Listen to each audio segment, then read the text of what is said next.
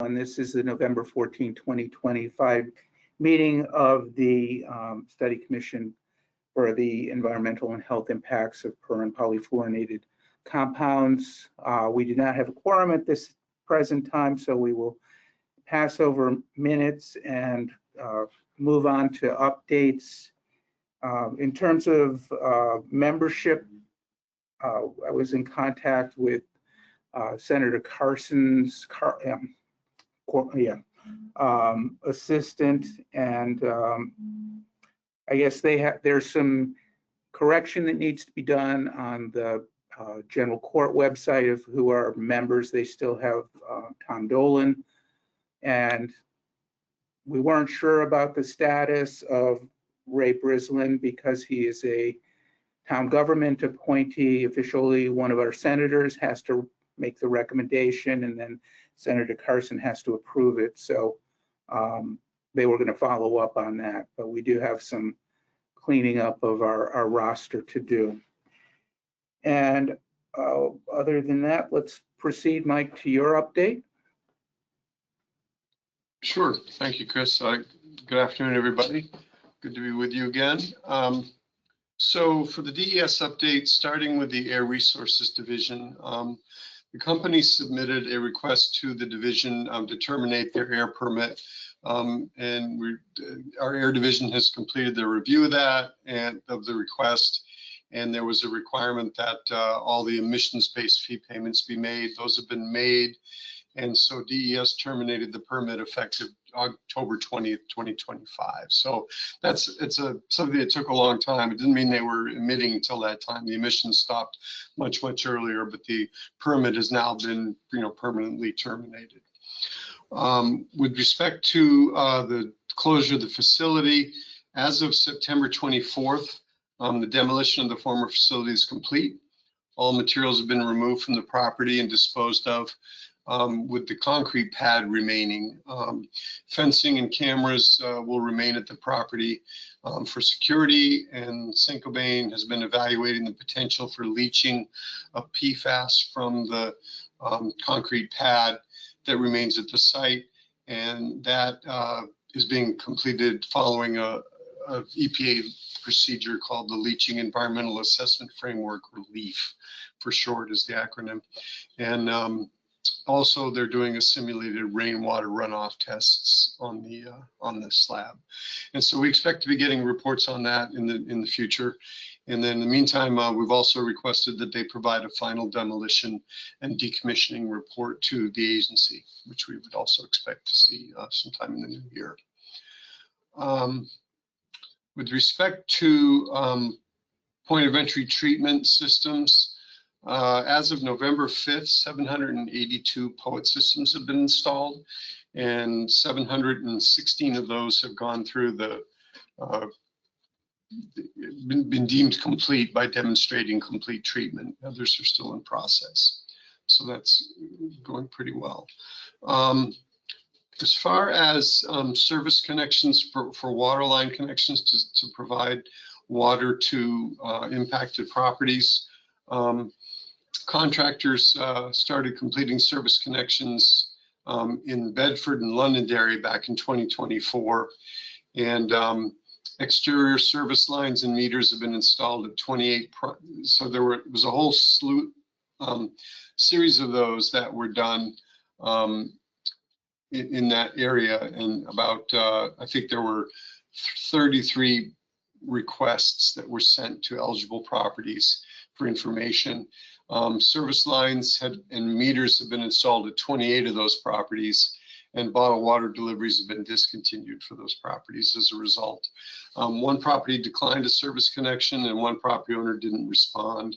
One property that was previously reported as declined did reach out to Pennachuck and has elected to have a stop to end installed in their home, but not to actually connect. And Pennachuck, which is this water provider, indicated that this work will be completed under the existing contract before the end of this year. As far as Merrimack goes, in the Merrimack area, the water main extension project on Brenda, John, and Edward Lanes is considered nearly complete. with paving on John and Edward Lanes completed this past September. Paving for Brenda Lane was delayed due to the condition of the road, and it's anticipated to be completed in the spring of 2026. And then connections to existing water mains in Merrimack and Bedford began back in July of 24. The contractors installed the service line from stop to end at 36 locations. However, one curb stop requires additional work. Water meters have been installed at 12 locations in Bedford and 23 locations in Merrimack. One property owner, again, opted to have a curb to stop instead of connecting. And a total of 6 properties didn't respond to the application request for those areas. With regard to our work in Londonderry, a lot of, a couple of hundred proposed connections to water line are still pending there. We've been making good progress. We believe that we are very close to getting to an agreement between the town and Saint-Gobain and the department for completion of that project.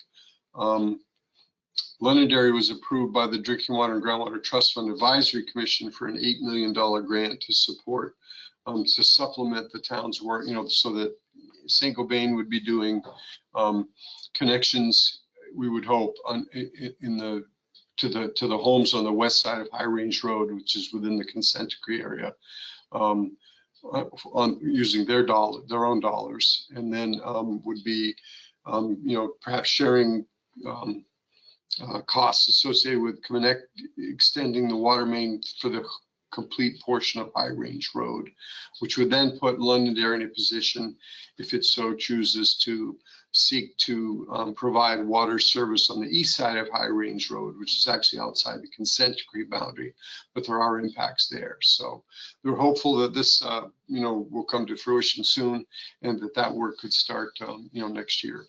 So we'll keep you posted on that as those discussions develop. So we continue to receive updated, as we get new data about wells that are impacted. We continue to receive term sheet attachments that basically identify proposed remedies for clean water for the wells that are identified. We're up to term sheet attachment 27, which was received back in September, and we expect to get a new one, 28, this month sometime. And so that continues, and whenever they identify wells that are impacted, they will propose either a water line connection or a POET connection, depending on the location and the practicability of either one of those. So that continues to advance. On the issue of water supply well sampling, the company has proposed to conduct long-term monitoring of drinking water wells under a groundwater management zone work plan. And they began conducting monitoring under that plan at the end of January of this year. So they've done a lot of sampling since then. The purpose of that was to get more data and some repeated data for wells that have already been sampled, to understand trends and to make sure that we were really, continuing to get a clear picture of drinking water quality within the consent decree area. So they've sampled about 1,475 properties since January. And as a result of that work, we do get bi-monthly status reports. The most recent one was submitted in October, and there'll be a link to that in your notes. Since that sampling started in January, there have been, I think this is notable, an additional 163 properties have been identified to exceed our 12 part per trillion AGQS, and groundwater quality standard. Those are in large part properties where they might have detected 9 or 10 or 11 parts per trillion on the first round of sampling, but then a subsequent round of sampling that's been done as part of this work effort has shown it to show up at 12 or above. So that's important. Those wells get identified and then offered they get offered bottled water right away, and then it will be reviewed for a permanent remedy. On the issue of previously unsampled wells, we talked about this a number of times. At this point, I want to make it clear that we believe that all the wells we're aware of, we've offered, if we haven't if there hasn't been an actual sample taken, it's at least been offered to sample the well, all the wells within the consent decree. There were, as you will recall, a number of areas where Saint-Gobain was not willing to sample because they believed that those wells might be impacted by other sources. We went out and did a thorough sampling offer, and we did end up sampling, I think, an additional 88 wells. And we did find that about 22% of those properties had an exceedance of the ambient groundwater quality standard. In the meantime, Saint-Gobain has been willing to go back and look at some wells that previously they were unwilling to sample. In many cases, wells that we already sampled once through our offer, but to go back and sample. And we got a work plan from them in July of this year that would look at mostly properties that are out towards the edge of the outer boundary in the towns of Litchfield and Bedford. And we approved that work plan in August. And so we understand the company plans to sample each of the identified properties in those areas twice before the end of February of next year. So they're at least starting to, be willing to sample some additional wells that previously they had not been willing to sample. So there's some progress there. On the issue of the remedial action plan, you'll recall that we received our initial remedial action plan for the site proper, for the plant site property back in May of 2023. We were unsatisfied with that. We asked for an addendum and we were unsatisfied with that. And based on comments that we provided,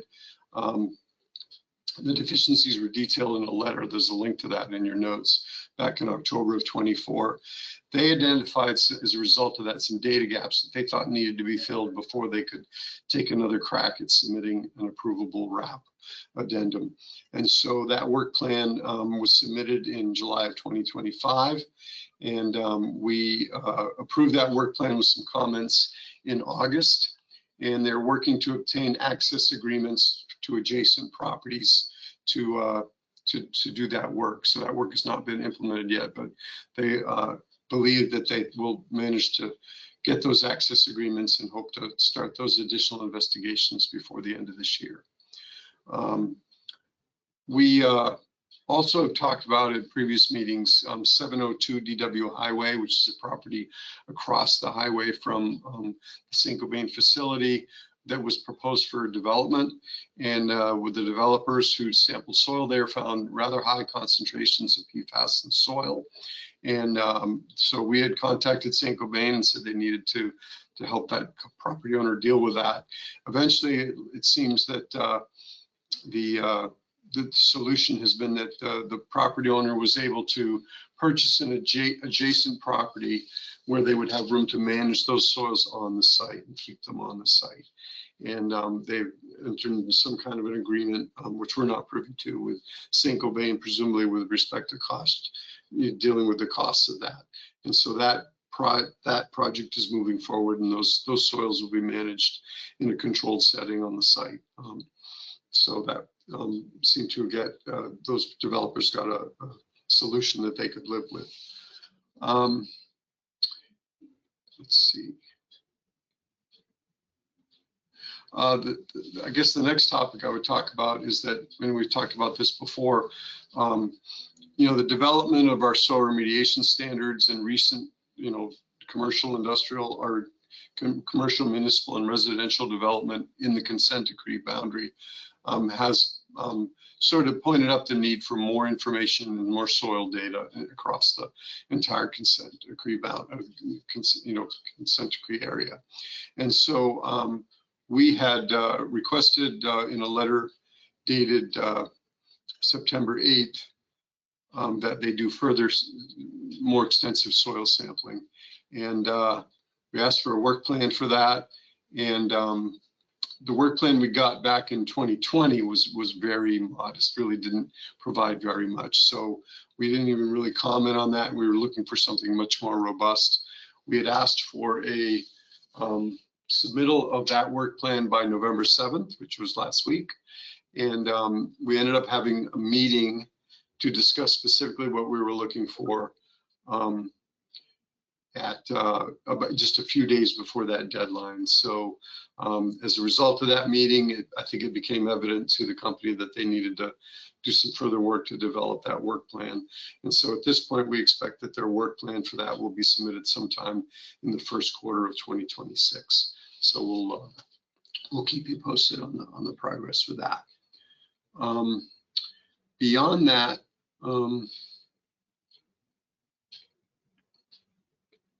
I don't think I have any other updates, so I'm happy to take any questions. Questions? I have a question. Yep, I have a question. This is Wendy Thomas. I don't know if I'm on video or not. You are not. You're not, but I hear you. Okay, all right. One is a comment and one is a question. The first comment is you talked about John and Edward Street in Merrimack. You didn't include Wildcat Falls, but the two houses on Wildcat Falls have been connected, and our road has been paved. So that's just an update. There was a little bit of a hiccup with our house that delayed things, but it's all done now. My question. Glad to hear that. Yeah, well, we are too. My question is that recently a young woman, Angie Graves, gave a presentation at our conservation committee about using mushrooms for PFAS remediation. It's a study that she has talked about, and she wants to see it. Apparently there's research that the mushrooms, and these are low growing mushrooms that live on a wood rot, that they suck up PFAS from the soil. So she wants to do an experiment. So I've connected her with Ren Bowden at DES, Renee, and he's connected us with a professor at UNH who's very interested in this. So she was thinking about doing the whole acre, and we've talked her down to a 10 by 10 foot piece of land to experiment on. And we've talked about how many tests we would be doing and that kind of thing. We're trying to get access to a 10 foot by 10 foot piece of land of Saint-Gobain property that is preferably wooded or has some kind of moisture in it, because again, these are mushrooms. And this wouldn't be ready until next spring. So I'm also working with the town to see if there's any town property on either side of Saint-Gobain, but ideally we would like, again, a 10 by 10 foot piece of property. So I don't even know who to contact through Saint-Gobain. I don't know if that's a possibility, but Ren and this professor, I think it's Moser at UNH, they're very, very excited about this study. That's interesting. It's the first I've heard of that. Thank you for sharing that. Yeah, I can certainly give you a contact person and their name and number at Saint-Gobain if you want to pursue that. I mean, we certainly have a lot of places in the state where there's PFAS contamination in shallow soil, certainly within the consent decree boundary as well. So, you know, it may or may not be necessary to necessarily do it on Saint-Gobain property. There may be some benefits to doing it somewhere where you can, you know, have your own control of access and have easy access. But certainly I'm happy if there's a desire to do that. I'm happy to, I've got your email. I'll send you, it's Chris Angier that we deal with at Saint-Gobain, and I'll send you his name and contact information. Yeah, no, it could be very exciting. I know UNH has done work with hemp that has sucked up PFAS, and they've done work with wetlands. So this is just another avenue. So it's very exciting. We're all very interested in this study. So thank you. Thank you very much. I will make sure to send that information to you. Other questions for Mike? Gary? Just a quick, I may have missed it, as you mentioned. I was kind of surprised at the high number, 165 additional properties tested positive. I was kind of surprised at this late date that would be that high a number. Or were those all within the consent decree area, or was that in the periphery? Oh, no, absolutely. That's all within the consent decree area. And these are wells that had already been sampled once. Oh, and, okay. you know, may have had PFAS detected, but they were below 12. And I think, I don't have the stats on it, but I think in a number of cases, there were ones that tested between 9 and 11. So it's not, you know, when you're talking about parts per per trillion. Not at all hard to imagine there could be some variability Right. in the analysis or variability in the quality of the water in the well. So, but still, nonetheless, yeah, it's a I pretty was big kind of number. surprised at the high number. Yeah, sure. I was too, and that's why when I was looking this over, I was talking to Andy Fuller, our project manager, to make sure I really understood what was happening there, and that's where that's at. Other questions? Don, go ahead, then Laureen. Yeah, thanks. Thanks for that summary, Mike. So at this point, I guess I just, for clarification, if someone's developing some land within the consent boundary, what is the opportunity for them testing the soil? Is it only if they exceed the limit that requires an alteration of terrain permit that would trigger the soil testing or something like that? I mean, I'm just not sure, other than being proactive and wanting to test the soil on your own, is there any kind of, regulatory reason that a developer or site preparer would test the soil to see if it's above the soil standards or not?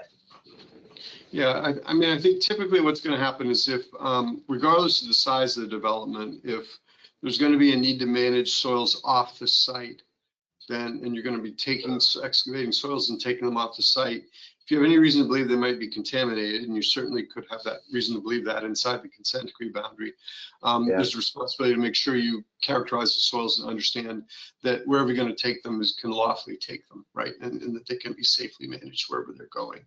Certainly if it's above the 100,000 square foot threshold for alteration of terrain, there's going to be an alteration of terrain permit involved, and then they're going to be, they're aware, the folks in our AOT program are aware of the consent decree boundaries and the impact boundaries, and they're going to be looking for, soil information and whether or not, we had one example in another site, not this site, but another site that also had PFAS, where they had to look at whether the infiltration of stormwater on the site was going to exacerbate contamination. So those are the kinds of things that are being looked at when development projects occur.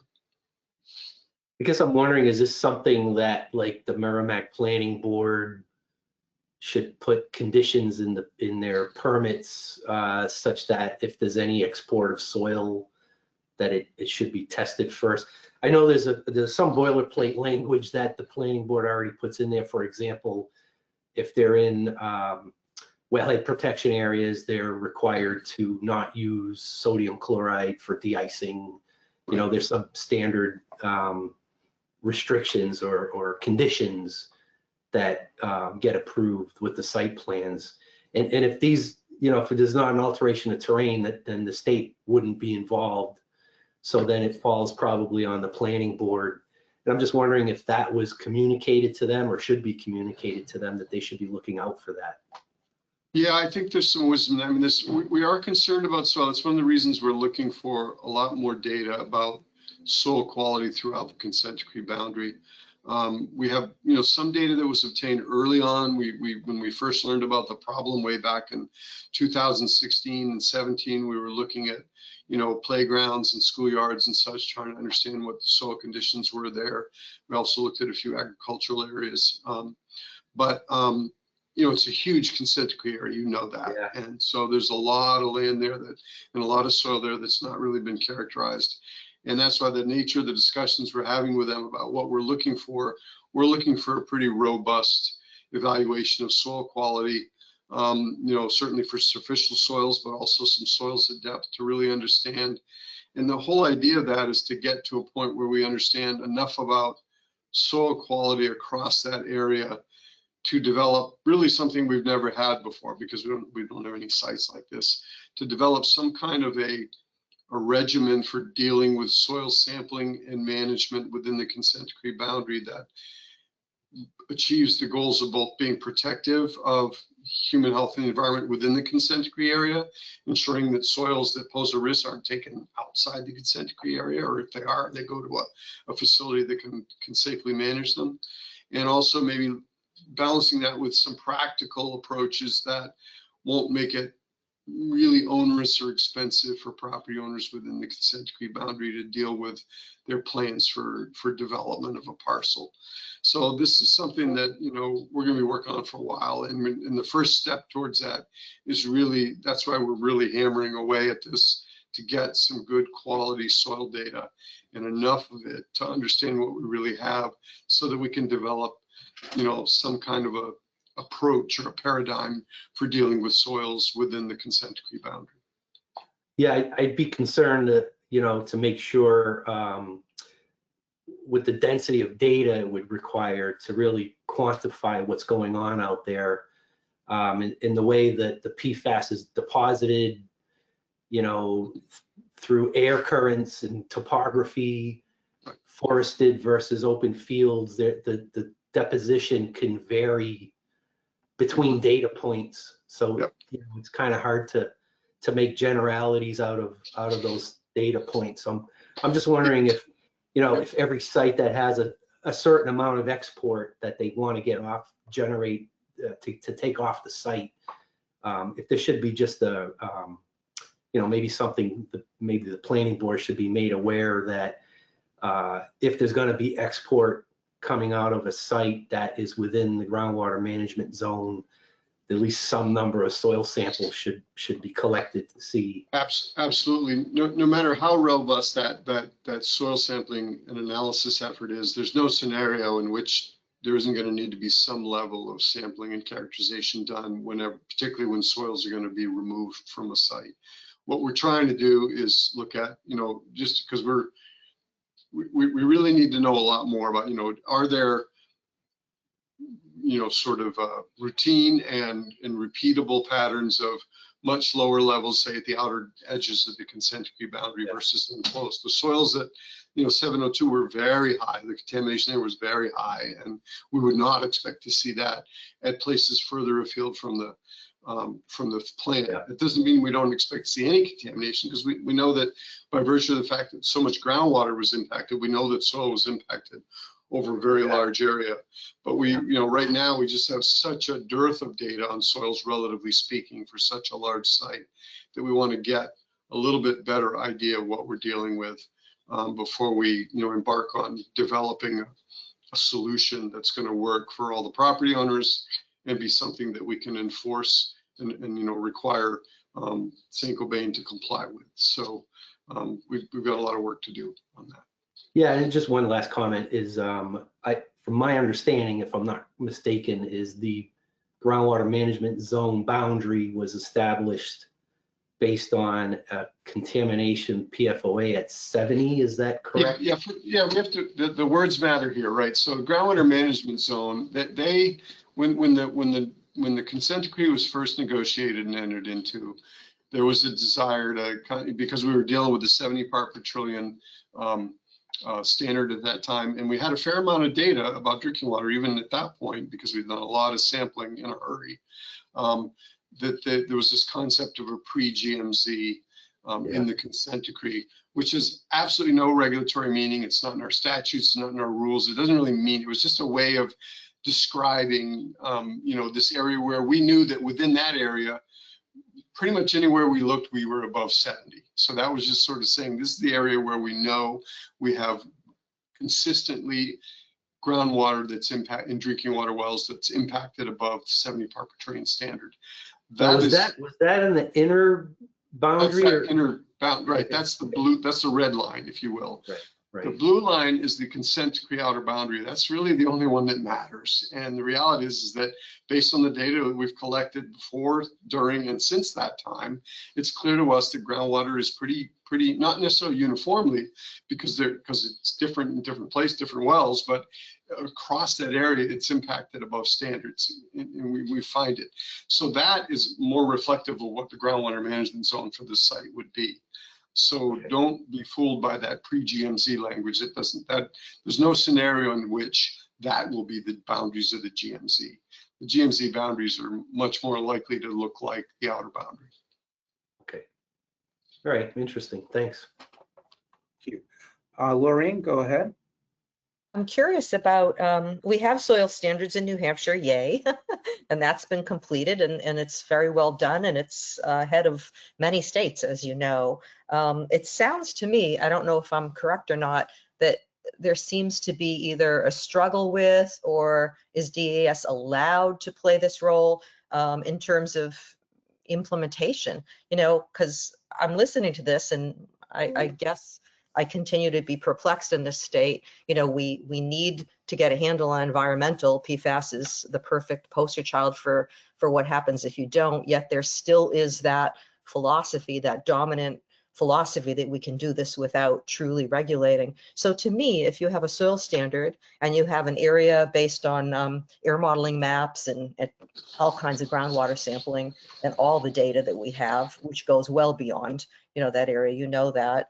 But within the consent decree, the outer boundary and in, it seems to me if we have a soil standard and we know there are sites that exceed it, when a developer discovers it, you know, I don't really care for this discussion, oh, we got to figure out how to make this easy on the developer. It's not their fault. You know, we have a responsible party who has been asked to remediate water, right? For public, well, 2 of the public wells and not 6, which they really have been responsible for, but private homes, private wells, poets and water connections, right? So that's enforceable. It's been a long journey. It still continues to be, but the soil, if we have soil standards, why aren't we able to say, we know the responsible party, you could legally back that up, you have the data, the air modeling, you have it all.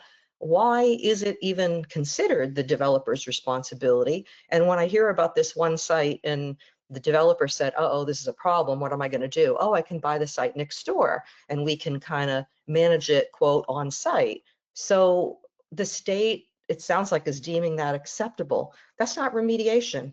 You know, if this site, if New Hampshire had the will to, you know, they don't want to set a precedent to other businesses, right? That's what I heard years ago was the reason. This should be a circular site. You know, we all know this, you know, St. Gobain site, which would require remediation. Part of what you are asked for of them in the past was to consider soil remediation, but it's consider, it's suggested, you know, there's a ton of information that DES has and it's all fabulous, but the fact is you can't seem to be allowed to enforce a lot of these things. And this soil across the street in particular, and anywhere else it's found, it needs to be the responsibility of a multi-billion-dollar corporation who has made, I believe it was 94 billion in profits in the first 5 years of this investigation, which is an insane amount of money. You know, they should be asked to remediate that to the standard that you know, or someone in your department who works on this knows. Remediation, CERCLA standards for soil remediation.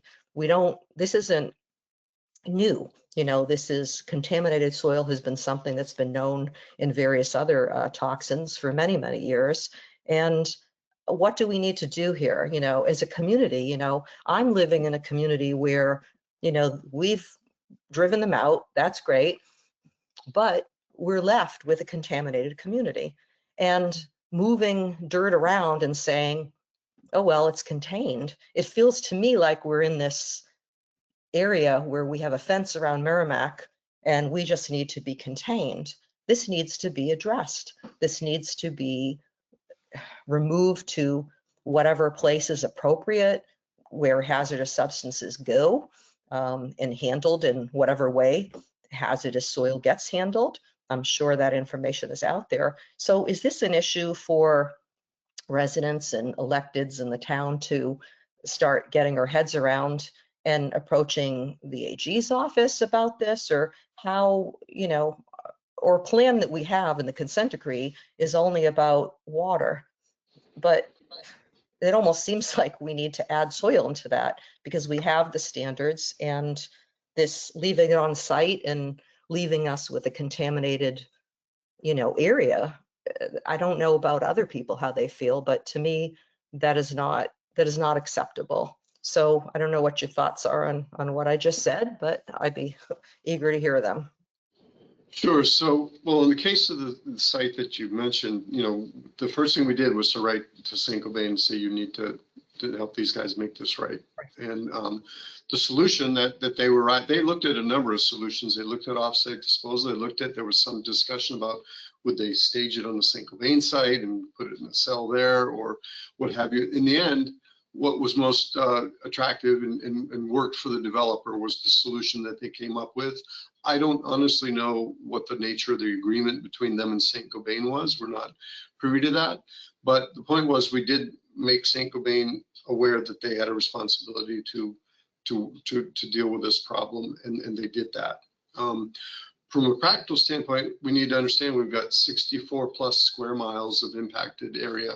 It represents billions and billions of cubic yards of contaminated soil. And the idea that every time somebody needs to pick up some of it, they're going to take it somewhere else. There's practicability issues associated with that. And so we have to kind of think outside the box. If this were just a traditional site like we usually deal with, and you know, if the soils don't meet a standard and they pose a risk to groundwater contamination, it's usually either treatment of some sort or disposal off the site at an authorized facility. Practically speaking, for such a large area of impact, we just don't think that's a responsible way. And it doesn't mean that that won't be the answer for some soils. And in fact, you know, we've talked about what will be a long-term, you know, does there need to be some kind of a plan for, you know, which soils are going to end up going to a facility for disposal, to a landfill, or you know, will there be treatment technologies in the future that will be practicable for implementation? But it's such a huge problem from the standpoint of the total volume and mass of soil that's impacted here that we need to be looking at a variety of potential solutions.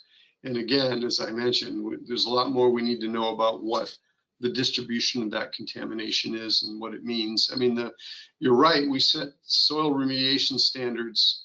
The reality is that those soil remediation standards, because of the chemical nature and the way that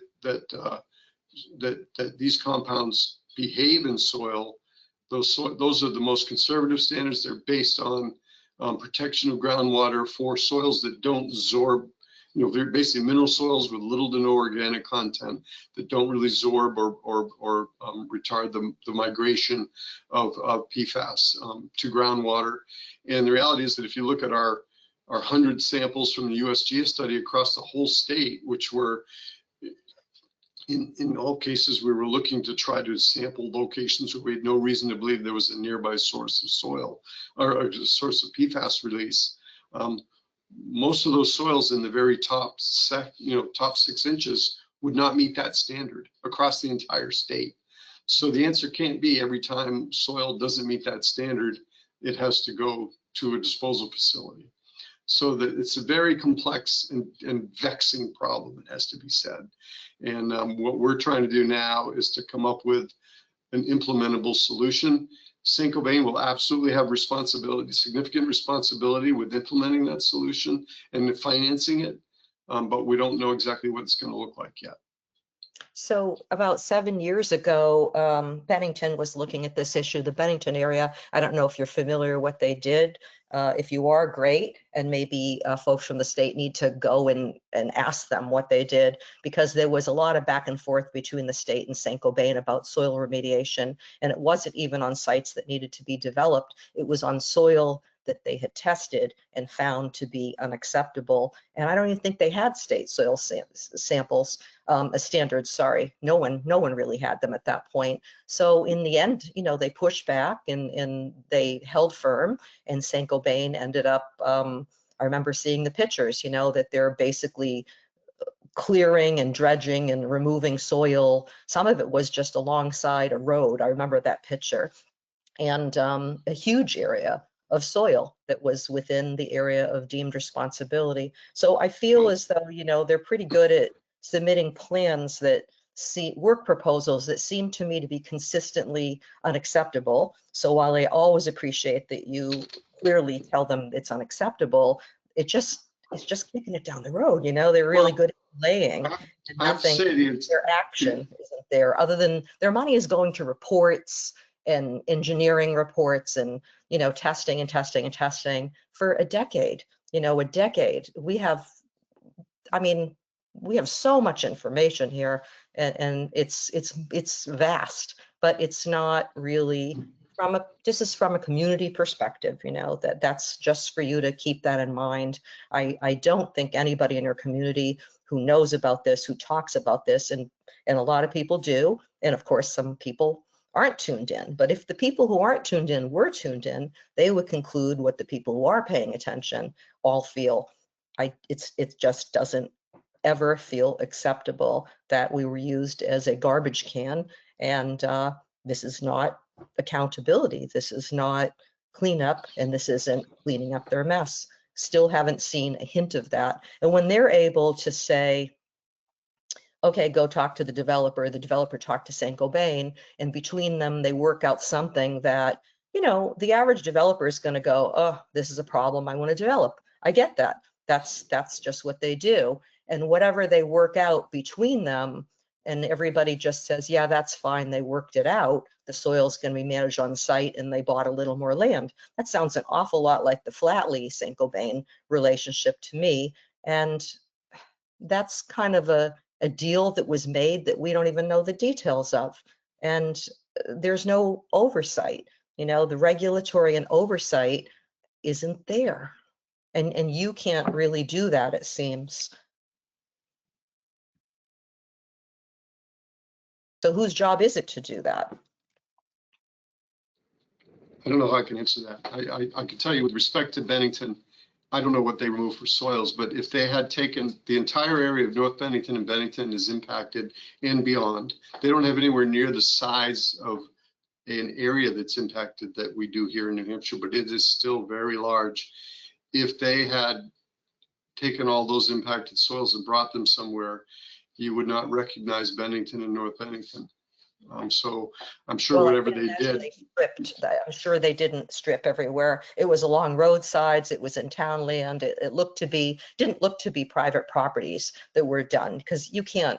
I did some soil sampling a number of years ago. I sampled Dawn's yard, as a matter of fact, who remembers me going there, 6-inch, 12-inch, very primitive work, got it all analyzed. And what interested me is I wanted to cover the areas that were the opposite direction. Back in the beginning, we were told prevailing wind is going to be more towards Litchfield, and it was kept there. What was interesting in neighborhoods in Bedford that was far from Saint-Gobain as you could imagine, but they were high terrain. Those had higher numbers. Where Don lives is high terrain. His number was spiked compared to, and he's on the far end of Merrimack, right? And I remember talking to Kathy Beam about this, and some science folks who said, well, yeah, these are very light substances. They travel in the upper atmosphere. So just that data really does show how far it goes. But we definitely can't, strip down 9 communities of soil. I know that. But as things are developed, it isn't that it's just right there in ground zero, but the dirt is moved. The air quality becomes problematic for neighbors, abutters. Given the sampling I did and how far these chemicals go, it's like wildfire smokes, right? We get air quality alerts, and how far away are we from these Canada fires? So that's the problem. Tasteless, odorless, invisible chemicals that travel miles and miles and miles, that people all over town are continuing to receive them as household dust, breathe them. And the workers, we do not have worker safety.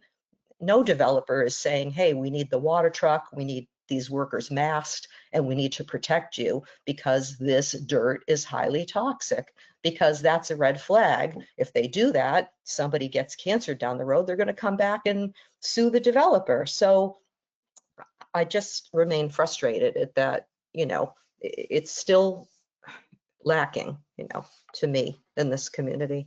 Thank you. That's enough from me. All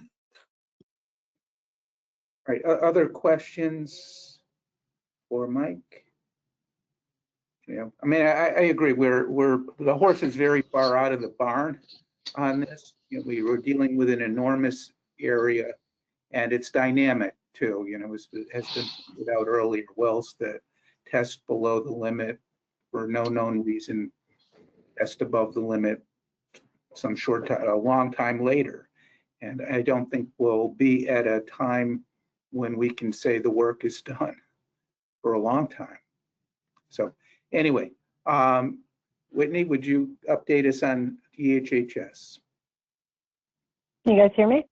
Yes. Yeah, so I'm not sure if there was anything in particular that you were looking for an update on DHHS, but I'm happy to respond if people have any questions. Otherwise, I don't think there is anything.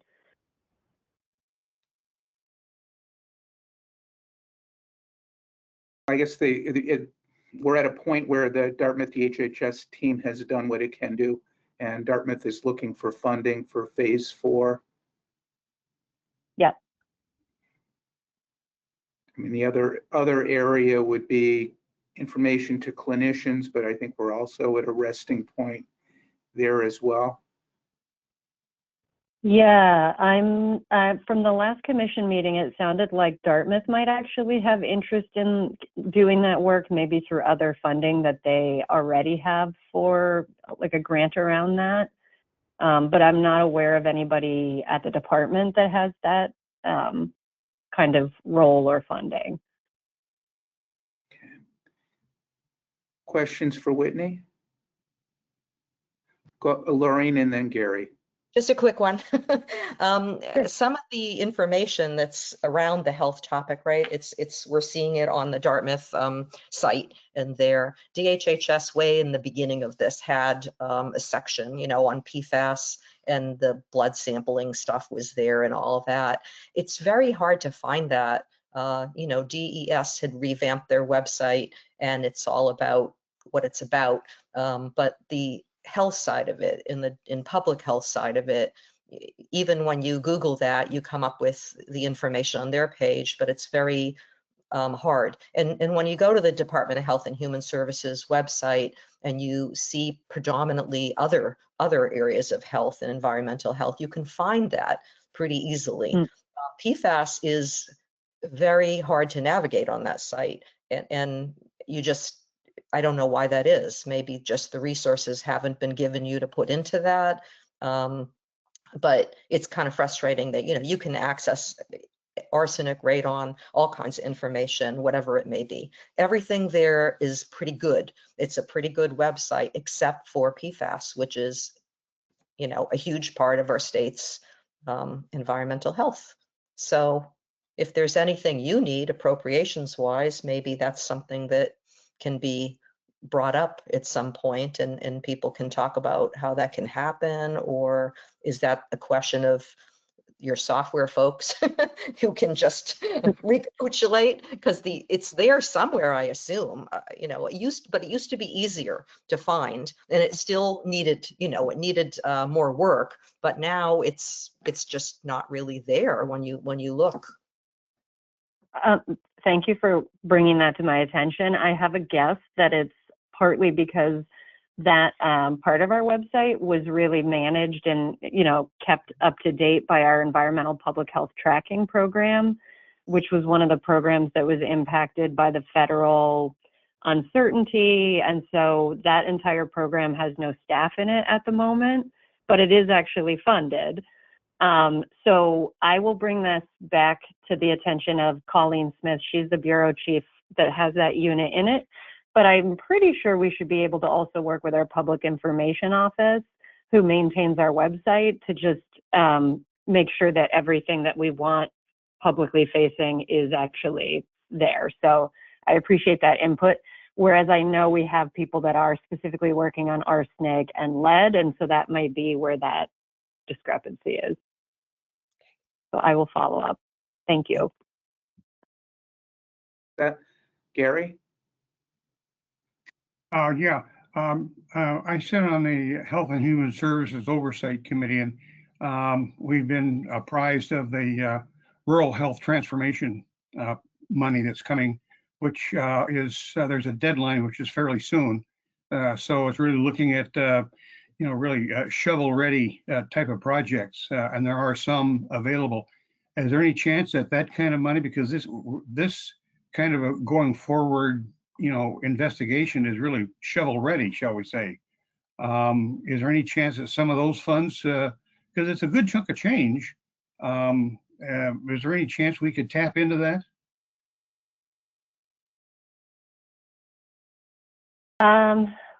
So interestingly enough, I'm pretty much the lead on that application. It was submitted on November 4th.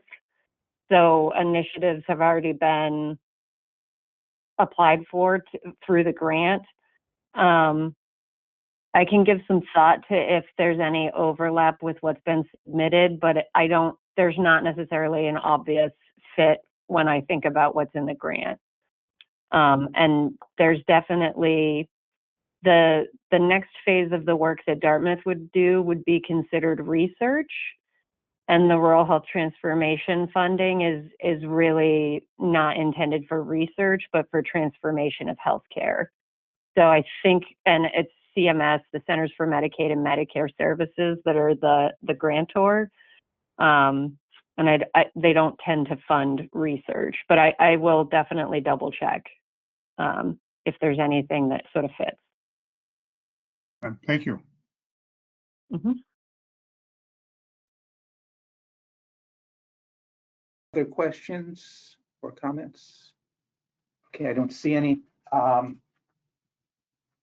see, in terms of meeting schedule in 2026, I just want to put out some food for thought before a 2026 schedule is set. But when we started this, there was an active plant with no thermal oxidizers, very little knowledge, some impacted residents who needed remediation, still do, but much fewer. And so a lot of 2026 is going to be information gathering, both in terms of funding for phase 4 of the cancer study, gathering soil data, hopefully. And I'm wondering if there is the need to meet every month, which, in terms of minute taking is a logistical issue, but, more significantly, it is a lot of time, and we're meeting and reiterating the same things. I'm not sure that we have to do 11 meetings in the year. So I just put that out there to think about, since we have a couple of months or a month anyway, before setting a schedule for 2026.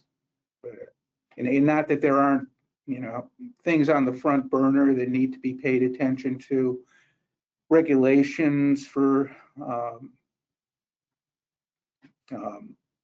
biosolids, for regulations for stormwater, all things that need to be paid attention to, as well as progress on the St. Gobain site and getting some help for people and assessing. But it's not nearly the beast that we were dealing with in the early days. So just put that out there.